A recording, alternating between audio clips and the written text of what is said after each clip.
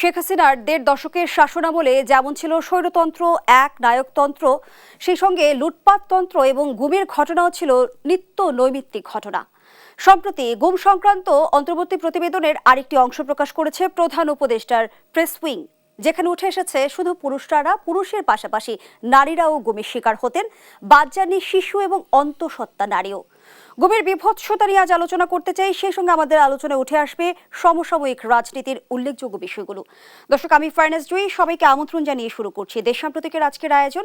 নিবেদন করছে RIL angle channel and square বার। আজকের আলোচনায় আমরা আমন্ত্রণ জানিয়েছি দুজন সম্মানিত অতিথিকে। চলুন এই পর্যায়ে পরিচিত হই। স্টুডিওতে আছেন এম এ আজিজ, সিনিয়র সাংবাদিক ও কলামিস্ট। সেই সঙ্গে আরও আছেন মেজর অবসরপ্রাপ্ত আহমেদ ফেরদৌস, কলামিস্ট, রাজনৈতিক ও নিরাপত্তা বিশ্লেষক। দুজনকেই আমন্ত্রণ জানাচ্ছি আজকের আলোচনায়। জনাব এম এ আজিজ, আপনাকে দিয়ে আলোচনাটা শুরু করি। যেমনটি বলছিলাম, গুমের বিভৎসতার কথা। প্রতিবেদনের এক একটি অংশ যেন আরেকটি অংশকে ছাপিয়ে যায়। সেই জায়গা থেকে আমরা সম্প্রতি প্রকাশিত অংশে দেখলাম যে গুমের ঘটনায় পুরুষের পাশাপাশি নারীরাও সেখানে গুমের শিকার হয়েছেন, বাদ যায়নি শিশুরাও। কিভাবে দেখছেন বিষয়টিকে? ধন্যবাদ আপনাকে। আমার মনে হয় বিশ্ব হতবাক হয়েছে যে গুম একটা গণতান্ত্রিক দেশের নামে, যেখানে একটা মানুষকে একটা নির্জন রুমে এবং ছোট্ট জায়গায় আটকিয়ে রাখা হয়, যেখানে আলো বাতাস সাউন্ড কিচ্ছু নাই, তারপরে সেই ব্যক্তিটি জানে না কোথায় আছি, এই অবস্থায় আমার মনে হয় বিশ্ব হতবাক। এখানে ধরেন যদি নারী শিশু তারা যে গুম হয়েছে, আমার ধারণা নারীর সাথে শিশু চলে গেছে এরকম। এটা এর চাইতে ভয়াবহ এবং নির্দয় ঘটনা আমার মনে হয় এর চাইতে মানুষকে মেরে ফেলা দেওয়া অনেক সহজ, কিন্তু এটা তো তিলে তিলে কষ্ট দেওয়া, এটা আসলে ভাষায় বর্ণনা করা কঠিন। যার কয় আল্লাহর মার দুনিয়ার ভার, এই কারণেই শেখ হাসিনাকে পালাতে হয়েছে। কিন্তু এখন প্রশ্ন হচ্ছে যে যারা এই গুণের সবচেয়ে আমি আশ্চর্য যে সেনাবাহিনীর ডিজিডিএফআই অফিসের নিচে এখানে গুম আয়নাঘর ছিল, হ্যাঁ, কিন্তু এখন পর্যন্ত আমরা যে গুম কমিশন যেটা হয়েছে, বলা হয়েছে 8টা ঢাকা এবং ঢাকার আশেপাশে 8টা মানে এরকম বন্দিশালা তারা পেয়েছে এবং সেখানে গুম হওয়ার নজির পেয়েছে। কিন্তু আমরা আজ পর্যন্ত জানি না কতজন বন্দিশালায় রাখা হয়েছিল, তারা গেল কোথায়। আসছে তো 5-6 জন, বাকিরা ধরেন অনুমান করা হয় যে বিএনপি দাবি করে তাদের 700 নেতাকর্মী গুম হয়েছে, অন্যান্য ব্যক্তি অনেকগুলো ব্যক্তি কারণরাও গুম হয়েছে, তাতে অনুমান করা হয় 1000-এর অধিক গুম হয়েছে। কিন্তু এদের তো কোনো শনাক্ত করা হচ্ছে না। এবং এই যে গুমের সাথে যারা দায়, ধরেন একমাত্র মেজর জেনারেল জিয়াউর রহমান, তাকে দায়ী করা হচ্ছে, জিয়াউল হাসানকে দায়ী করা হচ্ছে। হ্যাঁ, তিনি ওখানে ছিলেন। আমার তো ধারণা ডিজিডিএফআই এর শুরুর থেকে যখন বন্দিশালা হয় তখন থেকে যারা ডিজিডিএফআই এর দায়িত্বে ছিল, হ্যাঁ, তারা কার নির্দেশে, অর্থাৎ এটা তো ধরেন একটা লোককে গুম করলে, এবং ডিজিডিএফআই যদিও শুধু ডিজিএফআই না, র্যাবের সম্পৃক্ততার প্রমাণ পেয়েছে, সিটিটিসির সম্পৃক্ততার প্রমাণও পেয়েছে। হ্যাঁ, ডিবি আছে, আপনার ইয়েও আছে, এনএসআইও আছে, সবই আছে। আমার বক্তব্য হলো যে বিশেষ করে আর্মিটা আলোচনা করছি এই কারণেই যে আর্মির বাইরে একটা ধারণা যে এখানে আর্মিরা এটা করেছে। আসলে তো ডিজিডিএফআইটা সরাসরি প্রধানমন্ত্রীর অধীনে, তারা প্রধানমন্ত্রীর অধীনে ক্যারি আউট করেছে। সুতরাং এখন গুম কমিশন রিপোর্ট কি দেয় দেখতে হবে, যে ডিজিডিএফআই তারা নিশ্চয়ই আর্মির গোয়েন্দার দায়িত্ব পালন করবে। এখন তো তারা এই গুমের সাথে ইনভলভ করবে এটা হয় না। তবে যারা এর জন্য দায়ী, যারা সরাসরি অর্ডারদাতা, হুকুমদাতা, তাদের তো কঠোর বিচার হওয়া তো নিঃসন্দেহের সময়ের দাবি। এখন তো তাছাড়া তো নির্দেশদাতা হিসেবে কিন্তু শেখ হাসিনার সম্পৃক্ততার প্রমাণও পেয়েছে কমিশন। প্রমাণ তো পাবে, তার নির্দেশ ছাড়া তো গুম হতেই পারে না, গুম বন্দিশালা তো হতেই পারে না। ধরেন এই যে ধরেন আপনার সাউথ আফ্রিকার ম্যান্ডেলা, যে তাকে দ্বীপের ভিতরে প্রায় 27 বছর আটকায় রাখা হয়েছে, এটা তো হোয়াইট ডি ক্লার্ক তাকে ওখানে আটকে রেখেছে। সুতরাং এটা তো গুম তো একদম রাষ্ট্র সরকার প্রধান ছাড়া সম্ভব না। এবং যারা এই যে সহযোগিতা করেছে তারাও তো দায়ী। আমার কথা হলো যে উনি তো আমার ডান পাশে বসে আছেন, রিটায়ার করেছেন, হ্যাঁ, তো তারা তো যারা এই ধরনের অন্যায়ের আপনার হুকুম দেয় তখন তো তারা রিটায়ার করে যেতে পারতো। তারা তো সানন্দে এই কাজগুলো করেছে, যারা আমরা শুনি তো। তো সুতরাং তাদেরও বিচার হতে হবে এবং বিচার হচ্ছে এবং বিচার হবে। এই ধন্যবাদ জানাচ্ছি জনাব এম এ আজিজ। জনাব আহমেদ ফেরদৌস, আমরা যেমনটি দেখলাম যে গুম সংক্রান্ত তদন্ত প্রতিবেদনে রাষ্ট্রীয় বাহিনীগুলোর ভয়াবহ নির্যাতনের তথ্য আমাদের সামনে এলো এবং বলা হয়ে থাকে শেখ হাসিনার শাসনামলে নিরাপত্তা বাহিনীর ভেতরে দায় মুক্তির একটা সংস্কৃতি গড়ে উঠেছিল। তাদের বেশিরভাগই কখনো মনেই করতেন না যে অপরাধের জন্য তাদের জবাবদিহি করতে হবে, এমনকি তারা এসব কর্মকাণ্ডকে অপরাধ বলেই মনে করতেন না। কারেক্ট, থ্যাংক ইউ জুই। দর্শকদের ধন্যবাদ, আজিজ ভাইকে ধন্যবাদ। দেখেন, গুম খুন, দিস ইজ, আমরা যদি বলি এটা একটা এক্সট্রা জুডিশিয়াল কিলিং, এটা মানবাধিকার লঙ্ঘন।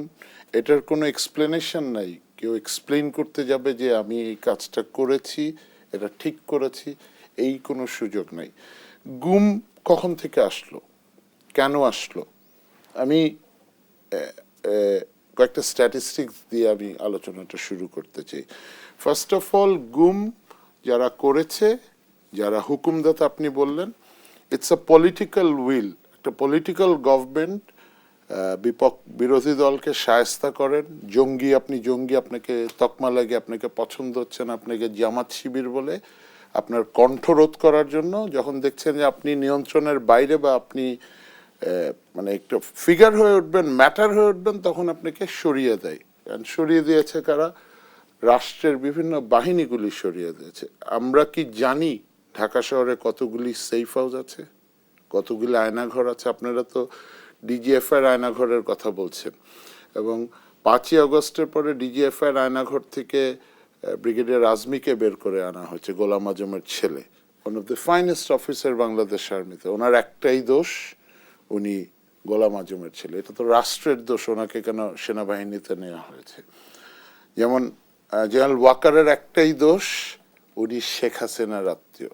সো আমরা কামিং ব্যাক টু গুম, গুম খুনের সাথে যারা জড়িত ছিল, যা তাদের বিচার আমরা চাই। আমি যদি গুম খুনের সাথে ডিজিএফআই হয়ে থাকি, অতি উৎসাহী হয়ে সরকারের আমার প্রমোশনের জন্য বা ব্যক্তিগত বেনিফিটের জন্য গুম খুনে মদত দেই বা সহায়তা করি, আমি আমার বিচার চাই। এবং আপনারা নিশ্চয়ই দেখেছেন যে গুম খুন কমিশনের একটা রিপোর্ট বেরিয়েছে, আপনি যেমন বলেছেন। দেখেন, আই ওয়াজ রিডিং দিস, ইত্তেফাকের, এটা কবে, 15ই ডিসেম্বর, হেডিং ছিল গুমের নির্দেশদাতা শেখ হাসিনা, র্যাব বিলুপ্তির সুপারিশ, প্রধান উপদেষ্টার কাছে গুম কমিশনের প্রাথমিক রিপোর্ট, অভিযোগ পড়েছে 1676টা, আর এর মধ্যে যাচাই বাছাই হয়েছে 758টা। এবং এই কমিশন প্রধান উপদেষ্টাকে রিকোয়েস্ট করেছেন যে আপনি একটু আয়নাঘরটা দেখে আসেন। এবং এর পরদিনই যখন প্রধান উপদেষ্টার প্রেস উইং থেকে একটা স্টেটমেন্ট দেয়া হয়েছে, গুম যারা হয়েছে, যেসব ক্ষতিগ্রস্ত পরিবার, সেসব পরিবারগুলি সাহস পেয়েছে কমপ্লেন করার। এখন গুম কারা করেছে, কি কারণে করেছে, এটা সবাই জানে। ভাই বলেছেন যে পলিটিক্যাল গভর্নমেন্ট বা শেখ হাসিনার নাম এসছে, ওনার নির্দেশ ছাড়া তো একটা গুমও হয়নি। এবং এটা জনশ্রুতি আছে যে উনি, মৃত্যু ওয়াজ এ নাম্বার ফর হার, মানে একটা মৃত্যু আমাদের কাছে, আমরা সেনাবাহিনীতে চাকরি করেছি, আমরা মানুষ মারার জন্য উই আর ট্রেন, মানে শত্রুকে মারার জন্য। তারপরে যখন আমরা হিল ট্র্যাক্সে চাকরি করতাম, শান্তি বাহিনীর সাথে আমাদের এনকাউন্টার হতো, তো আমার নিজের নিরাপত্তার জন্য, আমার রাষ্ট্রের সার্বভৌমত্বের জন্য তো আপনাকে গুলি করতে হবে শান্তি বাহিনীকে। আমরা চেষ্টা করতাম গুলি করতে হাঁটুতে, পায়ে, যাতে তার মৃত্যু না হয়। সে বাংলাদেশি, সে যদি বাংলাদেশি না হতো আমরা বুকে গুলি করতাম। এবং আপনার বিশ্বাস করা উচিত যে একটা গুলি করার পর ওই রাত্রে আমাদের ঘুমাতে অনেক কষ্ট হতো, কারণ আমরা হাজার হলেও মানুষ তো। So what, we are train to kill. But দেখেন, আগের রেজিমের আমলে যেই কথাগুলি আসে, কিভাবে গুম হয়, আপনি গুমের কথা বাদ দেন, আপনি 5ই আগস্টের আগে জুলাই মাসে যাত্রাবাড়িতে মনে আছে ওই দৃশ্যগুলি, ছাত্রদের মানুষজনকে কিরকম করে মারা হয়েছে, পুলিশ কিভাবে নৃশংসভাবে মেরেছে এবং নিশ্চিত হওয়ার জন্য আবার ফায়ার করেছে একটা মৃত মানুষকে। হি ওয়াজ ডেড, তারপরে ফায়ার করেছে যে তার মৃত্যু নিশ্চিত হয়েছে কিনা। আপনাদের কি মনে আছে? আমরা তা এত তাড়াতাড়ি কেন ভুলে যাই? একটা এপিসি থেকে লাশটা কিভাবে ফালায় দেয়। সো এই গুমের বিচারের সাথে আমি অফকোর্স গুমের বিচার চাই। দিস ইজ, আমার পরিবারে গুম হয়েছে, আমার পরিবার এফেক্টেড। আমি একজন সশস্ত্র বাহিনীর গর্বিত সেনা সদস্য, আমার পরিবারে গুম হয়েছে এবং খুব নামকরা একজন ব্যক্তি গুম হয়েছে। সো আই নো গুমের ট্রমাটা কি। এবং এরপরে ওনাকে মামলা দিয়ে বা হয়রানি করে হেনস্থা করে এমন কিছু করানোর চরিত্র নিয়ে ইয়া করা হয়েছে। সো যারা গুম হয়েছে তাদের কাছে তো আর রাষ্ট্রের কোনো জবাব নাই, আমাদের কোনো জবাব নেই। আমাদের একটাই যদি জবাব হয়, এই কমিশনটা যদি এনশিওর করে প্রপার বিচার। এবং আমার রিকোয়েস্ট, একটা নাগরিক হিসাবে এই যারা পলিটিক্যালি এটা অর্ডার দিয়েছে তাদের বিচারটা হতেই হবে।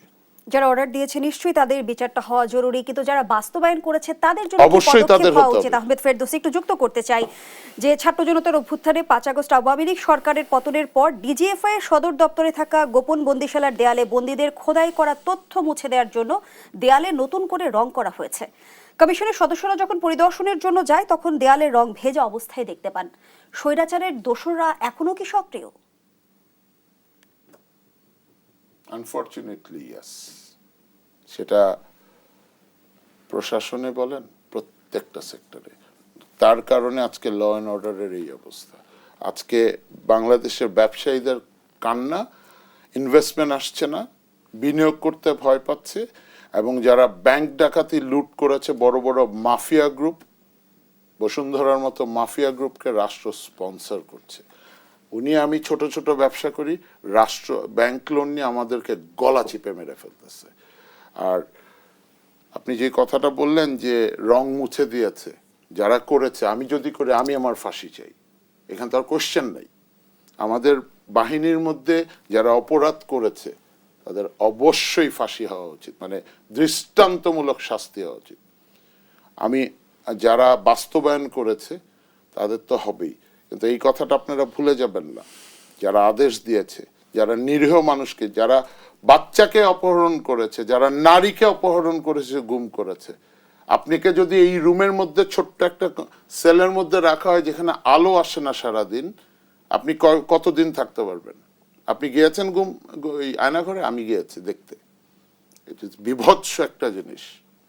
সো এদের যদি বিচার না হয় এই রাষ্ট্রের কখনো উন্নতি হবে না, এদের অভিশাপ লাগবে।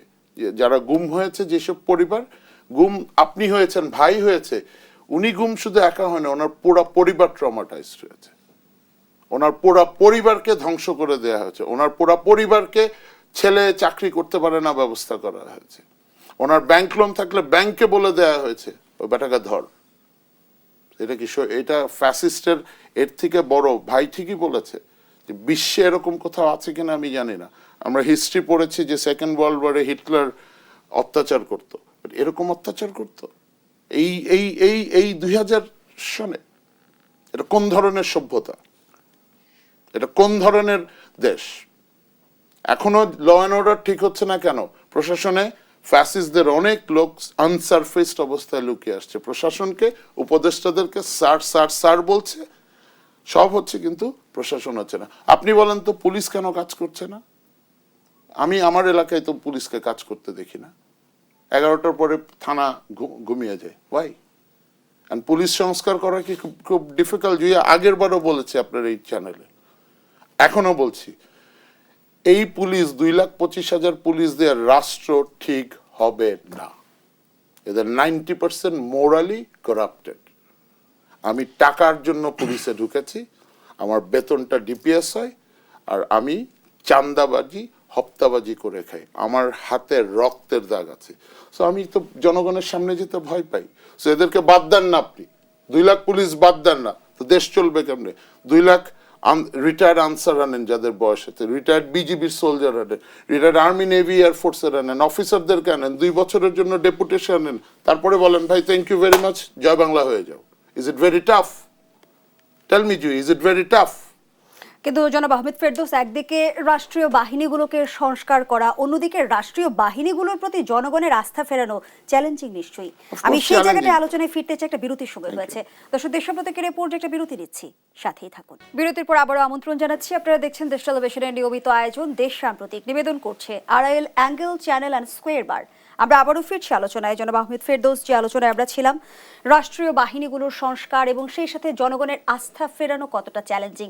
পোশাক বদলালেই কি মানসিকতা বদলাবে কিনা?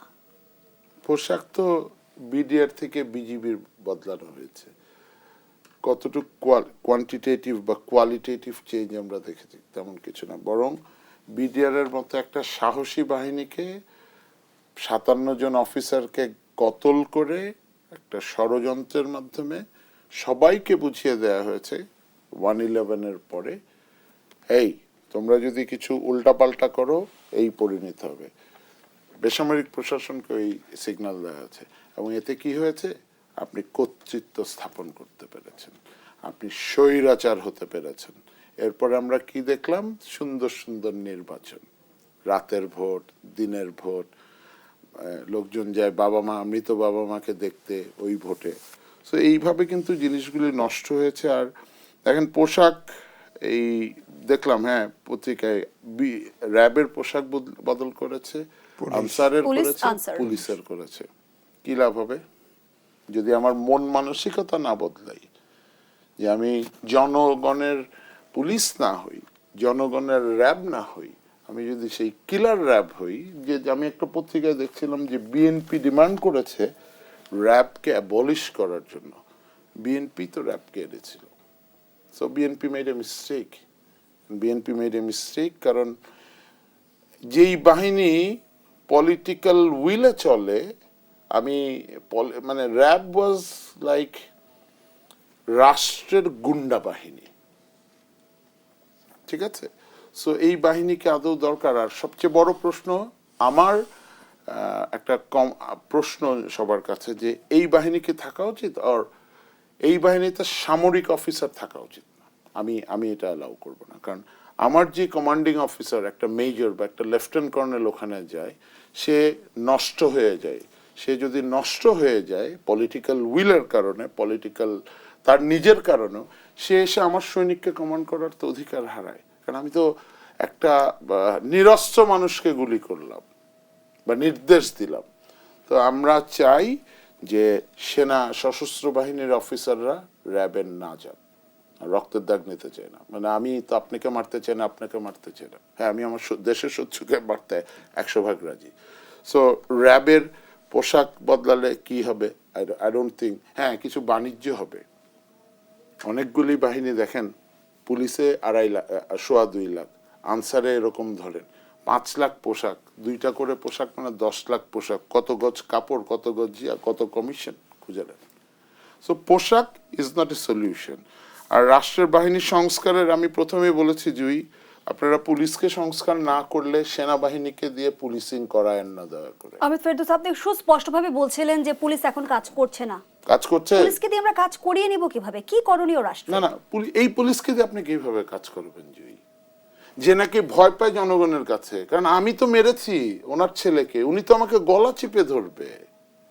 আমি তো ঘুষ ছাড়া চলতে পারি না, আমি তো আমার বেতনটা ডিপিএস থাকতো, এখন তো আমার উপর ইনকাম না, আমি থানায় বসে আছি। ভয় একটা, আরেকটা হলো আমি কোথায় যাব, সদিচ্ছার ঘাটতিও তো নিশ্চয়ই রয়েছে। অফকোর্স এই পুলিশকে দিয়ে আপনি কিভাবে আশা করেন রাষ্ট্র? মানে ইটস ভেরি ফানি দ্যাট মানে আমি কি বিকলাঙ্গ? আপনি কি বিকলাঙ্গ জুই? ভাই কি বিকলাঙ্গ যে এই পুলিশকে, যার হাতে রক্তের দাগ, তাকে দিয়ে আশা করছেন দেশকে ভালো পুলিশ এনে দিবেন? মানে how stupid of us to think like that. কিন্তু জনাব এম এ আজিজ, সেখানে আমার প্রশ্ন, পুরো পুলিশ বাহিনীকে বাতিল করা সম্ভব হবে কি? ছিল সম্ভব, ইনিশিয়ালি ছিল, সময় পার হয়ে গেছে। আমি বহুবার টেলিভিশনে বলেছি যে আপনার এই অন্তর্বর্তীকালীন সরকার আপনার ভিডিও টিডিও দেখে আপনারা যারা হত্যা করেছে তাদেরকে এবং যারা দুর্নীতি করেছে তাদের জেলে পাঠিয়ে দেন। আর অল্প 5% বা 10% পুলিশ যদি থাকে, ভালো তাদেরকে আপনি সাধারণ ক্ষমা ঘোষণা করে দেন। ওরা টোমার থেকে বেরিয়ে আসতো। Correct. এরপরে আপনার আনসার আছে, ভিডিপি আছে, আপনার ছাত্ররাও আন্দোলন করেছে, গ্রামে গঞ্জে শর্ট কমিশনে আর্মি অফিসার নেয় না, 6 মাসের ট্রেনিং দেয় Yes. আর্মি অফিসার বানায় ফেলে। Yes. আপনি 1 মাসের ট্রেনিং দিয়ে আপনার পুলিশে লাগাই দিতে পারতেন না? পারতেন তো। প্রয়োজনে আপনার আর্মিকে ম্যাজিস্ট্রেসি পাওয়ার দিচ্ছেন না, আপনার সেনাবাহিনীতে কিছু দিনের জন্য ডেপুটেশন আইনে Deputation রাখতেন, yes. আইনে আপনি ভ্যাকুয়ামটা কাভার করতেন। Correct. দ্বিতীয়টা হচ্ছে যে আপনি যে এই যে ধরেন 5 তারিখের পরে প্রায় 60% পুলিশ স্টেশন কিন্তু আগুন দিয়ে পোড়ায় দেওয়া হয়েছে। অনেক পুলিশকেও কিন্তু হত্যা করা হয়েছে, এটাও মনে রাখবেন। পুলিশের অস্ত্র লুট হয়েছে। অস্ত্র লুট হয়ে গেছে। আপনার যৌথ বাহিনী নামাইছেন, একটা অস্ত্র উদ্ধার হয়েছে শুনছেন? 2.5 লক্ষ, 23 সালে 2.5 লক্ষ, 24 সালে 2 লক্ষ আপনার অস্ত্রকে লাইসেন্স দেওয়া হয়েছে, মেইনলি সরকারি দলের নেতাকর্মীদের। হ্যাঁ, আর যত বৈধ অস্ত্র ছিল সবগুলো অস্ত্র বাতিল করা হয়েছে, লাইসেন্স বাতিল করা হয়েছে। যৌথ বাহিনী নামালেন সেই অস্ত্র উদ্ধার করার জন্য। একটা অস্ত্র উদ্ধার হয়েছে, খবর পাইছেন আপনি? কোনো স্টেটমেন্ট দিয়েছেন? কোনো মিডিয়াতে দেখেছেন? সেনাবাহিনী প্রধান নিজে বলেছে 662 জন সেনানিবাসে আশ্রয় নিয়েছে। 632। হ্যাঁ, 626 জন। 626 জন বলছে উনি, হয়তো 32 বেশ কম এরকম থাকতে হবে, পারে। right. কিন্তু এরা কই? এরা কোথায়? তাদের হিসাব কে ছিল, কারা ছিল? এখন তো দেখি ভারতে নিউ মার্কেটে ঘুরে বেড়ায়, বাগানবাড়িতে ঘুরে বেড়ায়, দুবাইয়ে ঘুরে বেড়ায়, বিভিন্ন দেশে চলে গেছে। আবার এমনও হয়েছে দেখেন, ওই আইসিটি প্রতিমন্ত্রী পলক এবং ফরেন মিনিস্টার হাসান মাহমুদ একসাথে এয়ারপোর্টে গ্রেপ্তার হলো। হাসান মাহমুদ ঠিকই বিদেশ চলে গেল, আর পলক কিন্তু গ্রেপ্তার হয়ে আসে। সেখানে তো প্রশ্ন আসে, পর্দার অন্তরালে ঘটছে কি? এইটাই তো প্রশ্ন। তাহলে আমার কথা হচ্ছে, অনেক সময় বলা হয় যে 5ই আগস্টের পরে আপনার 3 দিন, 8 তারিখে এই সরকার ওত নেয়, বলা হয় 3 দিন। 3 দিন না, এই সরকার গোছাইতে আরো 5 দিন লাগছে, 10 দিন লাগছে। তাহলে প্রায়োরিটি আগে ঠিক করতে হতো। অন্তত পক্ষে তারা তো সব এনজিও করা, শিক্ষকতা করা, কিছু আমলা রিটায়ার করে ঘর বাড়িতে চলে গেছে, এরাই তো। এদের সাথে তো অধিকাংশই তো কি 90% লোকের সাথে এই আন্দোলনের সাথে কোনো সম্পর্কই ছিল না, এবং কি ছাত্র জীবনে কোনো ছাত্র সংগঠনও করে নাই। কাজটা কোত্থেকে শুরু করতে হবে এইটাও বোঝে নাই। প্রত্যেকটা, আপনি বলেন তো, একটা রাষ্ট্র চালানো, রাষ্ট্রীয় প্রতিষ্ঠান থেকে শুরু করে, বাজার ব্যবস্থা থেকে শুরু করে, আইন শৃঙ্খলা বাহিনী বলেন, ওই যানজট বলেন, যত সিভিক ওয়ার্কগুলি, একটা জায়গায় কোনো ডিসিপ্লিন আছে? একটি জায়গায় আছে? একটি সরকার আছে এটা প্রমাণ করতে পারবেন? কোনো জায়গায় আছে? নাই। এই সরকারটা খামাখা চেয়ার দখল করে বসে আছে কেন? খামাখা, খালি সংস্কারের নামে। আপনি বলেন ছাত্ররা প্রথমে কোঠা সংস্কার আন্দোলন করে, তারা কোঠা সংস্কার অর্থাৎ চাকরি, মুক্তিযোদ্ধা কোটা মেইনলি যেটা ভিতরগত ছিল, যে মুক্তিযোদ্ধা কোটা থাকবে কেন, সে কোটা তো বাদ হয়ে গেল, ঘটনা শেষ। কিন্তু এরপরে মাঝপথে দেখেন ব্যানার বাদ দিয়ে সব পলিটিক্যাল পার্টি নেমে গেছে। হ্যাঁ, আমার বাসা কিন্তু বিটিভির পেছনে, ওখানে একটা বয়লিং সিচুয়েশন ছিল। আমি 5 তারিখেও টকশোতে আসছি, ওইটা ভেদ করে। আমার একটা সুবিধা ছিল, আমি ছাত্ররা চিনত, আমি আসতাম যে বাবারে অমুক লোকের কাছে আমাকে ধরায় দাও, আমার কাছে ধরায় দিত, ওরা আমাকে পার করে দিত, বুঝছেন নি? আর ছাত্ররাও জানতো যে তাদের পক্ষেই আমি বলি। তো যাই হোক, আমার বক্তব্য হচ্ছে যে শুরুটা তো এখন তো সবকে আমাদের গ্রাম দেশে বলে সব লেজে গোবরে করে ফেলছে। এটাকে এখন ধরেন আইএমএর প্রেসারে আপনার ট্যাক্স ভ্যাট সব বাড়ায় দিছে, এখন বাজারে যাওয়া যায় না। আজকে অর্থমন্ত্রী বলতেছে যে বাজার তেমন কোনো হয় নাই, মানে অসুবিধা হয় নাই। উনি তো একজন আমলা ছিলেন, উনি তো টেকালা, ওনার তো বোঝেন না ঠেলাটা। আমরা তো ঠেলাটা বুঝি, বাজারে কি শীতের দিনে। তারপরে ভেজিটেবল একটা কফি হলো উত্তরাঞ্চলে 2 টাকা, ঢাকা শহরে এখনো একটা কফি আপনি 30 টাকার নিচে পান না। এটা বাজার ব্যবস্থাপনার অভাব না? আপনি পারেন না তো, 2 টাকার জিনিস 30 টাকা ঢাকা শহরে বিক্রি হয়, আপনি বাজার ব্যবস্থাপনাই বোঝেন না। নিয়ে গেলেন একটা ছাত্র হত্যার আসামি, তারে নিলে কমার্স মিনিস্টার বানাইলেন। সে কয় আমার কাছে তো আলাউদ্দিনের চেরাক নাই। তো আপনি মন্ত্রী হয়েছেন কেন? ওনাকে কেন আপনার বাবা বিড়ি বেচছে, আপনি সিগারেট বেচেন, আপনি আনাইছেন কা? এখানে আইছেন কে? আলাউদ্দিনের চেরাক না থাকলে আপনারা যদি চেরাক না পারেন, বাজার যদি নিয়ন্ত্রণে না রাখতে পারেন, আপনি আইছেন কেন? উনি আসার সাথে সাথে খেয়াল করেন যে সোয়াবিন আউট দোকান থেকে, আর যেই 8 টাকা কেজি বাড়াই দিছে সাথে সাথে সোয়াবিন ভরে গেছে ওনার সময়। উনি মন্ত্রী, কয় আলাউদ্দিনের চেরাক নেই। চেরাক আছে বাজার ব্যবস্থা নিয়ন্ত্রণ করার। এই জন্য আমি বলছি যে সারা যে অবস্থায় চলে গেছে এই সরকার, যদি আপনি বিশ্বাস করেন নির্বাচন বলা হয়েছে যে সর্বোচ্চ সরকারই বলছে অল্প সংস্কার হলে ডিসেম্বর, আর বেশি সংস্কার হলে সামনের 26 সালের মাঝখানে। আপনার ডিসেম্বর পর্যন্ত গেলে এই সরকার তো ফেল স্টেট হওয়ার সম্ভাবনা।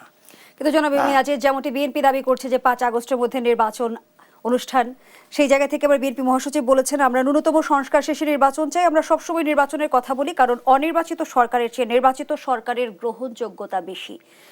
আমরা সংস্কার নির্বাচন ঘিরে যে গোলকধাঁধা দেখছি রাজনৈতিক অঙ্গনে, তার সমাধান সূত্র কার হাতে, সে প্রশ্নটি আপনার কাছে রেখে যাচ্ছে। আবারও বিরতির সময় হয়েছে। দর্শক, দেশ সাম্প্রতিকের এই পর্যায়ে আবারও বিরতিতে যাচ্ছি, সাথেই থাকুন। ফিরে এলাম, দেখছেন দেশ টেলিভিশনের নিয়মিত আয়োজন দেশ সাম্প্রতিক। আমরা আবারও ফিরছি আলোচনায়। জনাব মিয়াজিদ, যে আলোচনায় আমরা ছিলাম। না দেখেন, রাজনৈতিক দল যে দলই ভোটে বেশি সিট পাবে, ধরে নিতে হবে যে তাদের আপনার ওই আগের মতো তার রাতের, ভাই সাহেব বলছিলেন না রাতের নির্বাচন হবে না, এবারে নির্বাচনটা আমার ধারণা যে গ্রহণযোগ্য হবে। সেক্ষেত্রে জনগণের সমর্থন তো সেই দলের পক্ষে থাকবে, হ্যাঁ থাকবে। সুতরাং জনগণের প্রতি এই সরকারের তো কোনো রুট নাই। হ্যাঁ, 21 জন আছে না 24 জন আছে, এরাই কয়েকজন, এছাড়া তো তাদের কোনো লোক নাই। এই যে ছাত্ররা ছিল, এই ছাত্ররা কখনো সমালোচনা করে, কখনো পক্ষে বলে, কোনো ঠিক ঠিকানা নেই। তো এরা তো 24 জন মানুষ একটা রাষ্ট্র চালাতে করে, তাদের সংগঠন নাই, তারা কোনো রাষ্ট্রীয় প্রতিষ্ঠান ঠিক করে দাঁড় করতে পারে নাই যার উপরে ভর করে দেশ চালাবে। এদের তো কিছু নেই, একদম এতিমের মতো বসে আছে। সুতরাং এইটাই ঠিক যে যাহা ভাগ্যে থাকে, ভাগ্য তো 53 বছরে 54 বছরে পড়ছে, ভাগ্যের তো কোনো পরিবর্তন হয়নি। ছাত্ররা যে আকাঙ্ক্ষা, অর্থাৎ 5ই আগস্টের যে আকাঙ্ক্ষা, সেই আকাঙ্ক্ষা কিন্তু মুক্তিযুদ্ধের সময় ছিল একটা পাকিস্তানের শোষণ থেকে মুক্ত, অর্থাৎ বৈষয়িক সমাজ, গণতন্ত্র, আইনের শাসন, সুশাসন, এগুলিও ছিল, এখনো তাই, একই তাই। একটা ভিন্ন প্রসঙ্গে আসতে চাই। যুক্তরাষ্ট্রের ট্রাম্পের অধ্যায় দ্বিতীয়বারের মতো শুরু হতে যাচ্ছে। সেই জায়গা থেকে বাংলাদেশ যুক্তরাষ্ট্রের সম্পর্কের সমীকরণটা এখন কেমন হবে? না দেখেন, সমীকরণ কি যে হবে, ট্রাম্প পাগলা পাগলি, এটা বলা মুশকিল। এসেই আপনার শতাধিক নির্বাহী আদেশ বাতিল করে দিছে। জলবায়ু চুক্তি থেকে বের হয়ে গেছে। জলবায়ু চুক্তি থেকে, কারণ সেখানে আমেরিকা সবচেয়ে কন্ট্রিবিউট করে। এবং আমাদের এখন পৃথিবীতে কিন্তু জলবায়ু যেটা সরাসরি আমাকে এফেক্ট করে না বলে বুঝি না, জলবায়ু চুক্তি ধরেন এই যে হিমালয় পর্বত প্রতি বছর আপনার 10 ফিট করে গলে যাচ্ছে, এবং আমাদের সমুদ্র পৃষ্ঠ কিন্তু সেই জায়গা থেকে যুক্তরাষ্ট্র সর্বোচ্চ কার্বন নিঃসরণকারী দেশ, সে তো উঠে যাচ্ছে, সে ভর্তুকি দিবে না। মেক্সিকোর সাথে আপনার অলরেডি এই নির্বাহী আদেশ দিয়ে জরুরি অবস্থা জারি করেছে। আমাদের যে এখন জন্মসূত্রে যে নাগরিক, এখন আর পাবে না কেউ, জন্মসূত্রে কোনো নাগরিকত্ব পাবে না, এবং অবৈধ অভিবাসন যারা আছে সব বের করে দিবে। এখন যে কী করে না করে এখনো বোঝা যায় না। তবে রিলেশনের ক্ষেত্রে আমার বক্তব্য হচ্ছে যে পরার শক্তিগুলোর কিন্তু সরকারের ভিতরে সরকার থাকে, সরকার অ্যাব্রাপ্টলি সরকারের নীতি বদলে যাবে। ব্যক্তির প্রেসিডেন্টের হয়তো একটু টিউন করতে পারে ওদিক ওদিক, কিন্তু রাতারাতি কোনো আপনি খেয়াল করে দেখেন, ট্রাম্প কিন্তু এখন চীনের সাথে সম্পর্ক উন্নয়ন করতে চাচ্ছে। এবারে দেখেন ভারতের মোদিকে দাওয়াত দেয় নাই। সুতরাং এখানে অপেক্ষা করতে হবে, তাকে বুঝতে হলে আমরা যে গুম খুন নিয়ে এতক্ষণ কথা বললাম, আমরা যে আওয়ামী দুঃশাসনের কথা বলি, তার মাস্টার মাইন্ড কিংবা মূল হোতা ধরা হয় শেখ হাসিনাকে, এবং শেখ হাসিনাকে ফেরত না দিয়ে প্রত্যর্পণ চুক্তির লঙ্ঘন হবে জানিয়েছেন উপদেষ্টা আসিফ নজরুল। তিনি আরো বলেন, শেখ হাসিনা বিরোধী ইন্টারপোলের মাধ্যমে রেড অ্যালার্ট জারি করা হয়েছে। But it is totally ineffective. এটা এইসব আওয়াজে গুলিস্তান আর পাকিস্তান দিয়ে এইসব ফালতু কথা বলে লাভ নেই আসিফ নজরুল সাহেব। If he means he should go and bring Sheikh Hasina, ওই পাওয়ারটাই গভর্নমেন্টের, আই এম সরি নাই। কারণ বাংলাদেশের পররাষ্ট্র উপদেষ্টার স্পষ্ট করে ভারতকে বলা উচিত যে তোমরা বাংলাদেশের জনগণের সাথে বন্ধুত্ব চাও না হাসিনা তার 300 সাংসদের সাথে বন্ধুত্ব চাও। এই উত্তরটা তো বাংলাদেশের পররাষ্ট্র উপদেষ্টাকে আমরা দিয়েছি, অর্পণ করেছি। বলতে পারে না কেন? আইন উপদেষ্টা কেন বলতে পারে না আসিফ নজরুল সাহেব যে হাসিনাকে ফেরত দেওয়ার জন্য প্রেশার ক্রিয়েট কেন করতে পারে না? ভারত প্রেশার ক্রিয়েট করলে কিন্তু জনাব আহমেদ ফেরদৌস, সাম্প্রতিক সময়ে ভারতের কর্মকাণ্ড আসলে কি বার্তা দেয়? আমরা সীমান্ত উত্তেজনার প্রসঙ্গ টেনে যদি বলি, আমরা দেখছি আন্তর্জাতিক আইন লঙ্ঘন করে কিন্তু কাঁটাতারের বেড়া স্থাপনের বারবার চেষ্টা করা হচ্ছে। এবং কিছুদিন আগে চাঁপাইনবাবগঞ্জের ঘটনা যদি আমরা তুলে ধরি, ভারতীয়রা বাংলাদেশে এসে তুমুল লড়াইয়ের একটা সৃষ্টি হয়েছে। সেই জায়গা থেকে আসলে ভারত কি চাইছে বাংলাদেশের সাথে সম্পর্ক স্বাভাবিক হোক? আমার তো মনে হয় না, কারণ Bharat is trying to play a game. Modi সরকার এমন একটা বাংলাদেশকে একটা ব্লেম গেমে দিতে চাচ্ছে, যেটা দিয়ে মানে শেখ হাসিনাকে রাখাটা বৈধতা একটা দিতে চাচ্ছে। এর আগে ভারত কি করেছে? হিন্দু কার্ড খেলেছে, পূজার সময় গন্ডগোল করার চেষ্টা করেছে। ভারত যে সীমান্ত এনক্রোচ করছে, মানে অতিক্রম করছে, আপনি কি ভুলে গেছেন যে আমাদের কনসুলেট আগরতলায় ভারতীয়রা কি করেছে? পতাকা পুড়িয়েছে।